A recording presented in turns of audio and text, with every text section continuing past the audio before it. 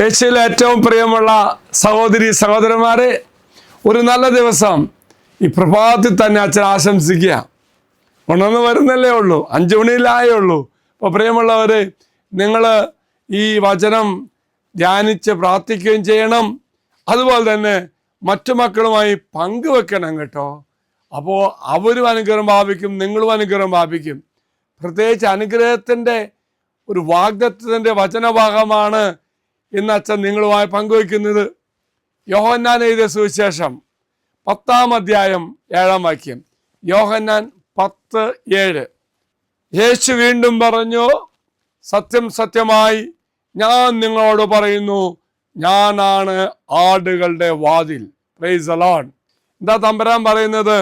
യോഹന്നാൻ 10:7 പറയുന്നു, സത്യം സത്യമായി ഞാൻ പറയുന്നു, യേശുവാണ് ആടുകളുടെ വാതിൽ.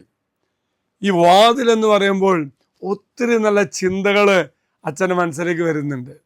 അതായത് വാതിൽ തുറന്ന് അകത്ത് കിടക്കണം. അപ്പോൾ നമ്മുടെ മുന്നിൽ ഒത്തിരി സാധ്യതകളുണ്ട്. ആ സമയത്ത് നമ്മൾ ഒരു തീരുമാനം എടുക്കണം. അപ്പോൾ ഓരോ വാതിലും തീരുമാനങ്ങളാണ്. പ്രത്യേകിച്ച് നമ്മുടെ ജീവിതത്തിലെ അവസരങ്ങളുടെ ഒരു അടയാളമാണ്.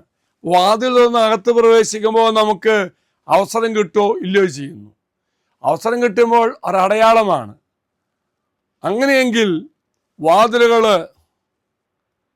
എന്ന് പറയുന്നത് നമ്മളെടുക്കുന്ന തെരഞ്ഞെടുപ്പുകളുടെ ഒരു സാധ്യതയാണ്. അപ്പോൾ വാതിൽ കടന്ന് അകത്ത് പ്രവേശിക്കുമ്പോൾ നമുക്ക് തെരഞ്ഞെടുപ്പ് നടത്താനുള്ള സാധ്യതയുണ്ട്. അപ്പോൾ ഓരോ വാതിലും കാണുമ്പോൾ സാധ്യതകളാണ്. പിന്നെ ഓർക്കേണ്ടത്, ചില വാതിലുകൾ കടന്നു പോകാൻ നമുക്ക് കഴിയും, ചില വാതിലൂടെ കടന്നു നമുക്ക് സാധിക്കില്ല. അതെനിക്ക് അവകാശപ്പെട്ടതല്ല, എനിക്ക് പറ്റത്തില്ല. അതുകൊണ്ടാണ് ഓരോ തവണയും വാതിൽ കാണുമ്പോൾ നാം ഒരു തീരുമാനമെടുക്കേണ്ടതുണ്ട്. അതായത് വാതിലുകൾ പ്രവേശന കവാടങ്ങളോ പുറത്തേക്കുള്ള വഴികളോ ആകാം. പ്രിയമുള്ള സഹോദരി സഹോദരന്മാരെ, ഈ നോമ്പുകാലം മറ്റു ചിന്തയാണ് തരുന്നത്.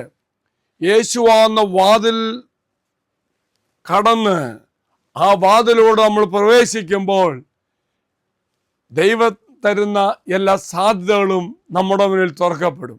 അതുകൊണ്ടാണ് ഓരോ വാതിലുകളും സാധ്യതകളാണ്. അതിലൂടെ അകത്ത് പ്രവേശിക്കുമ്പോൾ യേശുവിനെ കണ്ടെത്താൻ പറ്റും, യേശുവിൻ്റെ കൂടെ ആകാൻ പറ്റും.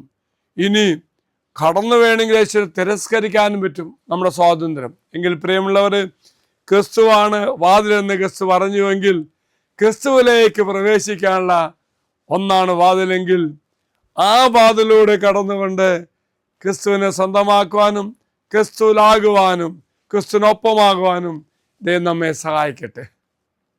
Praise the Lord. ഹല്ലേലൂയ. ആണ് പ്രിയമുള്ളവർ, ക്രിസ്തുവാകുന്ന വാതിലൂടെ പ്രവേശിക്കുവാൻ ദൈവം നമ്മെ സഹായിക്കട്ടെ.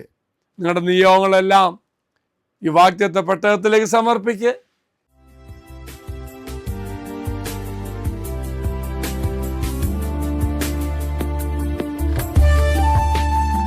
ഇത് നിങ്ങൾ സമർപ്പിച്ച നിങ്ങളുടെ എല്ലാ നിയോഗങ്ങളും അൾത്താരയിലേക്ക് അച്ഛൻ സമർപ്പിക്കുന്നു. അച്ഛൻ ഈശ്വരാശീർവാദം തരാം.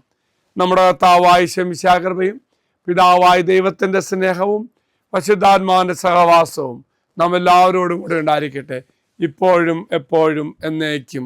ആമേൻ. ഓരോ വാതിൽ ഓരോ സാധ്യതയാണ് യേശുവിലേക്ക് പ്രവേശിക്കാനുള്ള സാധ്യത.